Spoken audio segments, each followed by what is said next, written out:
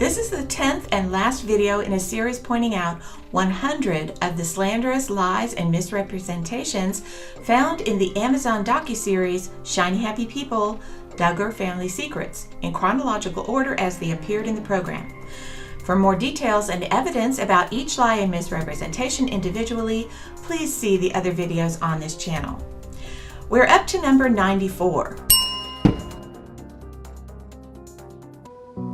After a full day of testimony, the judge denied Gothard's sanctions. He found our testimony to be credible, and we got to walk out of that courtroom victorious. Here she claims they were victorious at the end of the lawsuit. The fact is, they dropped the lawsuit because it was going to be revealed in court with documentation and evidence that this was a conspiracy to bring down IBLP and Gothard, and that they did unethical things behind the scenes to try to accomplish this goal. They knew if the judge saw the evidence that was going to come out if they continued, they would lose, so they dropped the suit.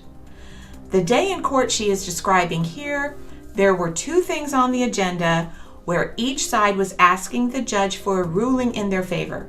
The judge denied both requests, one from each side. But because the judge hadn't heard this evidence yet, he made the statement that the plaintiffs had valid complaints and he thought they were credible. They want to take that statement and spin it as if they were victorious. Yes, they were victorious in hiding the truth and fooling the judge into believing they had credible complaints. But they were not victorious in the lawsuit. They were seeking millions in damages. They lost and didn't receive a dime. They were trying to use the claim of repressed memories to get a ruling and claim that they were all victims, but that didn't work. Trying to spin the situation to look like it was a victory because they didn't have to pay sanctions is just another piece of propaganda being used to further the false narrative. More of the details about all of this will be coming out in the near future.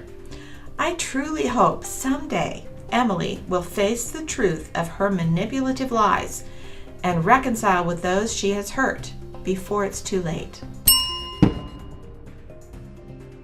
There's so many people who grew up in this educationally neglectful homeschool program and now are struggling financially to get by.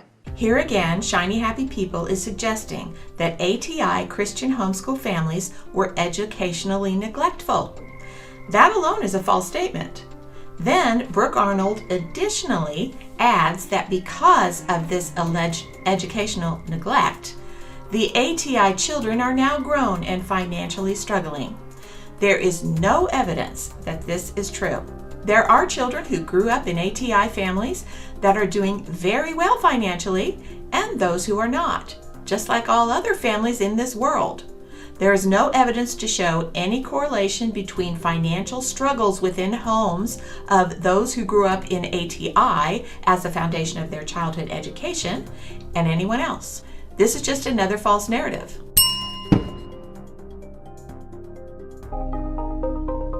I first read The Handmaid's Tale in college. I was like, oh, this is my life. This statement is again suggesting that women are oppressed and abused within IBLP. It's really a feminist narrative that women who consider their role as mother and to be a part of what they were designed to do is oppressive. And it's using an exaggerated fictional story to suggest it. I ended up having a lot of health issues after having our son. All of this medical stuff was exploding. I'm having strokes and sick. And then, unbeknownst to me, because I was in survival mode, I gave up. I was checked out. I started drinking. And we separated. I was a single mom for a little bit, and he had a lot of... I had a lot of time to drink. Though it doesn't say it in this clip, this is the start of Shiny Happy People blaming IBLP for every problem that came up in the lives of those who were being interviewed. Seriously, I believe that the Oath Outs, that couple there, are being honest in sharing their stories and their pain. It's sad to see how hurt they feel and the struggles they have been through. But blaming their marital problems and alcoholism on IBLP is not reasonable. Many families have problems and stresses and deal with those things in destructive ways. That is not public school's fault if they attended public school. It isn't a private school's fault if they attended a private school. It isn't homeschoolers' fault, and it isn't ATI and IBLP's fault either. But marital problems and alcoholism aren't the only things Shiny Happy People blames IBLP and Gothard for. In my 20s, I started shoplifting, and I didn't know why I did it. I didn't need anything. I was in jail several times, one time for about a week. I sought out an addiction recovery program. The first thing they had me do in their 12-step program was talk about and confront my childhood, which I had never done before. One time at work, I just absolutely had a overwhelming sense of panic. So I started going to a counselor. We spent about 3 whole sessions talking about, well, let's talk about your upbringing first. What was that like? She said, you're exhibiting a lot of the same symptoms that people who were raised in high controlling religious groups show. According to Chad, he had a very abusive mother.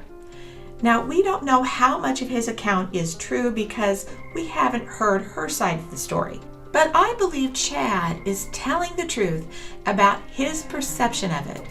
And he was very deeply hurt by some of the experiences within his home. And he blames IBLP and Gothard for that pain. The whole idea of Chad being separated from his family, as he said was the case earlier in Shiny Happy People, is all just very sad. I believe Chad Harris had panic attacks, and I know how those feel. They are overwhelming and terrible. I've had them myself. But blaming IBLP for them isn't a reasonable conclusion. Yet, of course, Shiny Happy People will take anything they can get, and Chad's personal problems will all be blamed on IBLP to fit the narrative here.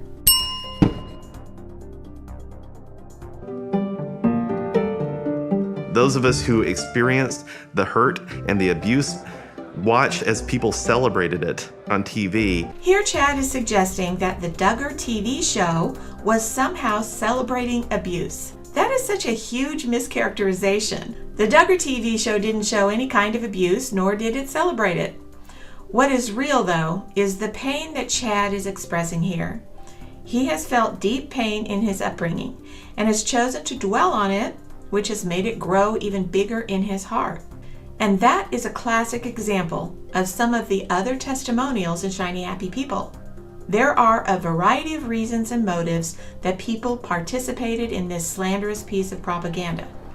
Some are angry at their parents, want to justify their rejection of the principles they were taught as children. Some have been abused within their own families and want to blame it on IBLP and Gothard. Some are just seeking attention and sympathy by claiming victimhood, and there were even some jealousies involved.